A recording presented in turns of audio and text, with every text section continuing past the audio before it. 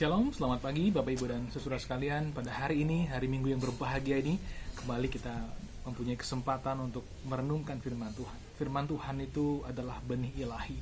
Ketika firman ditabur, maka hati yang menyambutnya menumbuhkan iman. Dan ketika iman tumbuh, itu akan menghasilkan pelbagai macam kebajikan dan segala yang baik dan indah, dan menjadi kesaksian bagi kemuliaan Tuhan dan membangun kehidupan kita.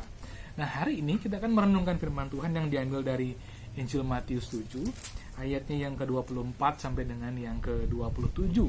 Matius 7 ayat 24 sampai dengan ke-27. Saya akan bacakan bagi Bapak Ibu dan saudara semua. Dua macam dasar. Setiap orang yang mendengar perkataanku ini dan melakukannya, ia sama dengan orang yang bijaksana, yang mendirikan rumahnya di atas batu. Kemudian turunlah hujan dan datanglah banjir, lalu angin melanda rumah itu. Tetapi rumah itu tidak rubuh, sebab didirikan di atas batu. Tapi setiap orang yang mendengar perkataanku ini dan tidak melakukannya, ia sama dengan orang yang bodoh, yang mendirikan rumahnya di atas pasir. Kemudian turunlah hujan dan datanglah banjir, lalu angin melanda rumah itu, sehingga rubuhlah rumah itu dan hebatlah kerusakannya. Amin. Ya. Tema khotbah saya pada pagi hari ini adalah berdiri teguh di tengah badai. Berdiri teguh di tengah badai. Nah, Bapak Ibu dan saudara semua, barangkali kita pernah melihat ya bagaimana tukang-tukang bangunan membangun rumah kita. Tukang-tukang biasanya sebelum membangun rumah kita, maka mereka akan meletakkan fondasi. Fondasi ini dalamnya dan juga besarnya tergantung ukuran rumah kita. Kalau rumah kita lantai 1, fondasinya juga tertentu ya. Kalau rumah kita lantai 2, lebih dalam, lebih besar lagi. Dan kalau rumah kita lantai 3, bahkan lebih besar dan juga lebih dalam lagi. Apa sebabnya? Karena fondasi itu menentukan kekuatan rumah itu. Ketika rumah kita dibangun tanpa fondasi, bagaimanapun indahnya, bagaimanapun bagusnya interiornya, bagaimanapun rumah kita kelihatan begitu indah dan asri, ketika badai melanda, maka rumah kita akan rubuh. Tetapi ketika rumah kita dibangun di atas fondasi yang kokoh, kuat sesuai dengan besarnya bangunan rumah itu, maka apapun yang terjadi, sekalipun ada gempa, angin, badai, banjir, rumah kita akan tetap berdiri kokoh. Ya. Dan sesungguhnya hidup kita ini Tuhan gambarkan seperti bangunan. Hidup kita harus ada fondasinya. Ya. Karena Tuhan yang Maha Tahu, yang mengetahui segala sesuatu dari awal sampai akhir, setelah melihat apa yang akan terjadi di depan. Itu sebabnya Tuhan itu memberikan kita firman-Nya supaya kita mempersiapkan fondasi di kehidupan kita.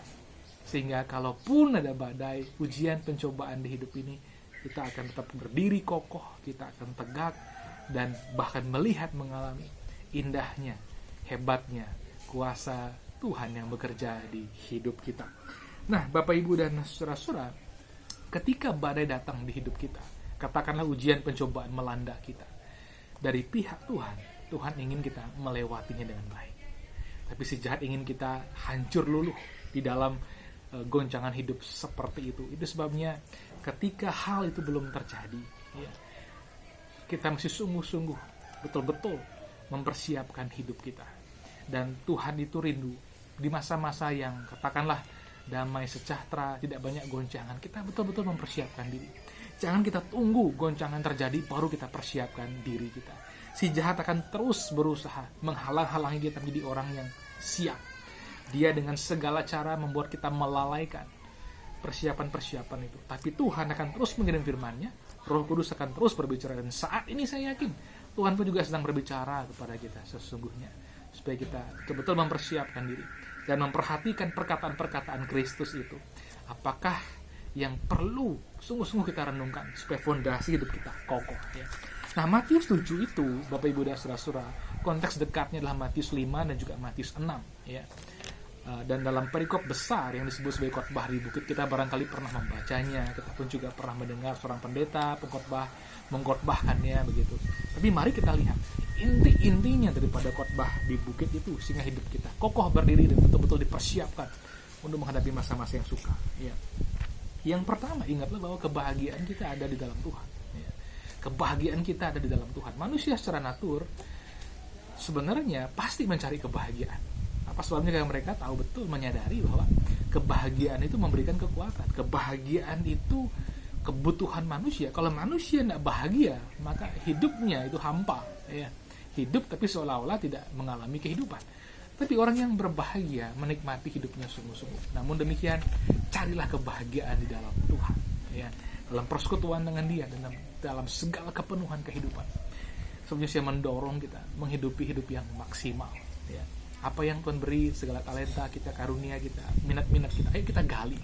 Di masa-masa seperti ini, ketika kita work from home misalnya, mari kita sungguh-sungguh gali, ya, apa yang menjadi potensi kita, sehingga hidup kita maksimal dan kita berbahagia. Rupanya Tuhan menyediakan banyak sekali kebahagiaan. Manusia akan betul-betul bahagia kalau dia menghidupi hidup yang maksimal. Dan jangan kita mencari kebahagiaan dalam hal-hal yang menghancurkan, narkoba misalnya, atau kehidupan yang membahayakan diri sendiri. Beberapa orang sengaja mencari kehidupan, ya, dalam situasi-situasi yang menantang bahaya. Katanya ketika mereka sudah hampir mati, mereka baru merasa betul-betul hidup. Tapi dengan Tuhan tidak seperti itu. Sekalipun barangkali kita suka olahraga ekstrim, selalu menghitung risiko, berjalan dalam hikmat Tuhan, sehingga kita luput daripada segala hal yang jahat. Berikutnya yang kedua, ingat jati diri kita, ya. Siapa kita itu penting sekali sebenarnya. Firman Tuhan berkata kita adalah terang dan garam dunia, ya. Terang dan garam dunia, dua-duanya itu punya arti penting, ya. Apa sih sebenarnya yang Alkitab katakan tentang terang dan garam? Terang itu bicara tentang perbuatan baik. Dalam Matius 5:16 katakan demikian. Demikianlah hendaknya terangmu bercahaya di depan orang, supaya mereka melihat perbuatanmu yang baik dan memuliakan Bapamu yang di sorga. Orang melihat perbuatanmu yang baik, terangmu bercahaya. Orang melihat perbuatanmu yang baik, memuliakan Bapamu di sorga. Di dunia ini banyak orang berbuat baik. Siapapun juga berusaha berbuat baik, dari orang beragama, dari orang ateis, orang gnostik, ya, semuanya berlomba-lomba berbuat baik. Tapi apa yang membuat kita memiliki kekhususan ketika kita berbuat baik? Firman Tuhan mengajarkan kita agar berbuat baik itu sebagai buah relasi kita dengan Tuhan, buah roh, ya. Bukan sekedar tradisi, bukan sekedar kekuatan daging kita untuk melakukan sesuatu yang ideal, gitu. Karena tanpa Kristus tidak sedikit orang berbuat baik itu seperti ini. Betul, dia sungguh-sungguh baik, tapi ketika hatinya terluka, dendamnya kusum mati. Ketika hatinya terluka, dia bisa berbalik jadi orang yang jahat kepada orang-orang tertentu dan lain sebagainya. Tapi dalam Tuhan kita berbuat baik bukan semata-mata bagi manusia, tapi bagi Tuhan. Orang terima kasih, ya puji Tuhan. Dan terima kasih juga, ya puji Tuhan. Kita sudah mengerjakan bagian kita. Kita sudah menjalankan firman-Nya, tuntunan rohnya, kita berbahagia apapun hasilnya, ya. Berikutnya, ya Tuhan mengingatkan supaya kita berlari kepada Kristus. Karena tak seorang pun manusia yang gagal. Dalam standar moral Allah, semua manusia gagal, ya. Dalam standar moral yang sempurna, tidak ada yang sungguh-sungguh bisa mencapai kesempurnaan itu. Disebabnya Kristus menyediakan diri. Ketika Dia hidup dengan sempurna, di situ kita mendapatkan berkat pembenaran, kebenaran kita melalui iman, dan juga di sana kita mendapatkan keselamatan kita. Orang yang hidup dalam kebenaran karena iman tidak bisa didakwa. Apa sebabnya? Karena dia hidup tidak di bawah hukum, dalam rahmat Tuhan. Ya, itu penting sekali. Apa sebabnya? Di masa-masa seperti ini, intimidasi jahat hebat sekali bekerja di pikiran kita, di telinga kita, berusaha membuat hidup kita itu penuh dengan ketakutan, kekhawatiran, kecemasan. Tapi begitu kita sadar dalam Kristus kita menerima pembenaran kita, ada kekuatan menerima berkat sebagai orang benar, seperti yang tercantum dalam segala janji Allah di Alkitab. Berikutnya apa lagi? Kerjakan kebajikan, kehidupan keagamaan kita, ya. Poin ke berapa ini? Keempat, ya. Bukan untuk dilihat orang, tapi supaya kita memuliakan Tuhan, menikmati persekutuan dengan Tuhan. Ini penting sekali. Kalau kita mengerjakan kewajiban agama kita, kebajikan kita hanya untuk dilihat orang, kita ini sebenarnya mengerjakan perkara-perkara yang sia-sia, ya. Tapi kalau kita mengerjakan semua itu untuk memuliakan Tuhan, menikmati persekutuan dengan Tuhan, di situ sebenarnya kehidupan kita mengiring Tuhan Yesus sungguh-sungguh kita kerjakan, ya. Berikutnya apa lagi sih? 6. Kumpulkan harta yang kekal. Saya senang kalau kita mapan, punya harta berlimpah itu bagus sekali. Tidak kekurangan itu baik sekali. Tapi jangan lupa kumpulkan harta di sana. Apapun yang kita buat bagi Tuhan, Tuhan ingat. Apapun yang kita kerjakan di dalam iman, di dalam nama Tuhan Yesus, tidak akan pernah hilang. Selalu Tuhan ingat dan reward. Betul, kita ke surga bukan karena perbuatan kita. Perbuatan kita nggak sempurna kok, tapi hanya berdasarkan iman saja. Sola fide, solus Christus. Hanya iman kepada Yesus Kristus. Tetapi sekedar perbuatan kita tidak Tuhan buang. Tuhan suka mereward kita, memberikan penghargaan. Sebabnya kerjakan segala kebajikan, kerjakan segala apa yang perlu kita kerjakan, pelayanan kita dalam iman kepada Tuhan Yesus. Apalagi yang ketujuh, hidup dalam iman bukan kekhawatiran. Penting sekali bangun iman tiap hari, supaya kekhawatiran, ketakutan, kecemasan tidak menguasai kita. Apalagi yang ke-8 ini, pelihara rahasia Injil. Rasul Paulus itu ketika dia memberitakan Injil, ada orang yang menolak, ada orang yang menerima. Dia fokus kepada orang yang menerima. Demikian juga kita. Injil tidak pernah memaksa orang untuk menerimanya, tapi berbahagia orang yang menerima. Ya. Mereka mendapat hidup yang kekal dan digembalakan hidupnya oleh Sang Gembala Agung. Apalagi ya, ke-9, berdoa dengan penuh iman. Kalau kita berdoa itu penuh iman, jangan berdoa itu asal-asalan, dalam arti kata tanpa iman gitu. Berdoa singkat tidak apa-apa, berdoa sambil beraktivitas pun juga tidak apa-apa, tapi berdoalah dengan penuh iman. Yang terakhir sekali, kalahkan kesesatan dengan kebenaran sejati. Di dunia ada banyak jalan ya. Apakah semua jalan menuju kepada kehidupan? Belum tentu. Kitab Amsal berkata, atau kitab kebijaksanaan berkata bahwa ada jalan yang dikira lurus tapi ujungnya adalah maut. Banyak jalan yang dikira indah dan mulia, begitu dilakoni ujungnya adalah maut. Tuhan Yesus tidak mau kita masuk ke tempat seperti itu. Sebabnya dia datang berkata kepada kita supaya kita tidak gamang, supaya kita tidak tebak-tebakan. Tuhan berkata, akulah jalan dan kebenaran dan hidup. Kristus adalah jalan. Dialah yang membawa kita kepada hidup yang kekal, pada surga yang mulia. Nah, Bapak Ibu dan Saudara semua, orang yang betul-betul memperhatikan perkataan Kristus itu akan kokoh. Apapun kondisi yang dihadapi, ada badai, ada apapun goncangannya, dia kokoh. Apa sebabnya? Kristus fondasi kehidupannya. Sebabnya kita pun juga harus membangun hidup kita di atas dasar Kristus. Ya, apalagi pada masa seperti ini, ada pandemi. Kalau kita tidak berdasar kepada Kristus, kita akan jadi orang yang parno. Sekalipun sudah prokes, tetap parno. Di rumah sendiri paranoid, ketakutan luar biasa. Ya. Kalau sudah paranoid, ketakutan luar biasa, makanan enak, ada rumah nyenyak, aktivitas, nggak bisa. Kita akhirnya sakit sendiri di rumah. Tapi kalau kita berakar kepada Kristus, ya, dimanapun kita berada, kita teguh, tenang, dalam kebijaksanaan, dalam perlindungan Tuhan. Saya secara pribadi menghidupi hal ini. Di masa-masa ini 3 hal yang harus saya doakan. Doa perlindungan, doa kesembuhan, pemulihan, doa pemeliharaan. Ya. Dimanapun saya berada, kemanapun, darah Yesus melindungi saya. Darah Yesus membentengi saya. Ketika saya mulai enak badan, oleh bilur-bilur Yesus saya sudah sembuh. Oleh luka-luka Yesus saya sudah sembuh. Darah Yesus hancurkan segala kutuk penyakit.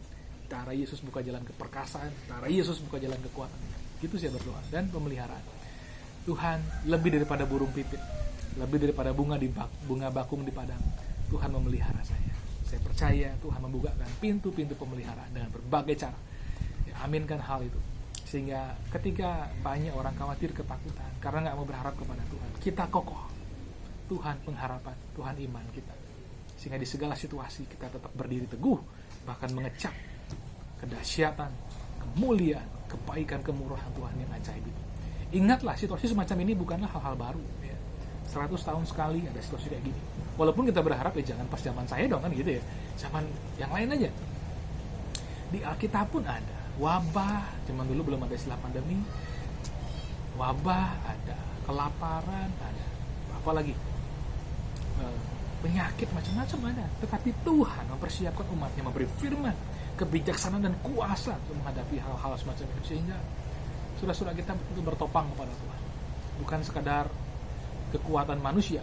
Karena kalau kita bersandar pada manusia, kita pasti takut sekali. Karena kita sadar sebenarnya jauh dalam diri kita, manusia itu terbatas. Kita tahu, kita perlu meletakkan fondasi iman kita kepada yang tak terbatas, Tuhan. Dan segala hal perkataan Kristus, dan secara khusus untuk mempersiapkan kita menghadapi badai kehidupan itu harus mengakar dalam diri kita. Masuk dalam sekali sampai ke alam bawah sadar kita, menjadi iman kita yang mewarnai seluruh sistem kepercayaan kita, baru kita kokoh. Kalau tidak, secara mental kita pasti sudah kalah, perasaan kita nggak karu-karuan, pikiran kita nggak tenang, tubuh kita lemah. Tapi kalau kita berdasar pada Kristus, kita kokoh sekali, karena kita tahu Tuhan melihat kita berharga seperti biji matanya. Dia melindungi kita, Dia memulihkan kita, Dia memelihara kita di segala masa bersama. Kiranya firman Tuhan hari ini memberikan kita kekuatan, memberikan kita iman, mengokohkan iman kita, membuat kita melihat segala situasi dalam damai sejahtera, karena kita tahu ada hikmat Tuhan, ada firman Tuhan yang mempersiapkan kita menghadapi situasi semua ini, sehingga hidup kita kokoh, kuat, dan jadi berkat. Amin. Selamat hari Minggu. Tuhan Yesus memberkati kita.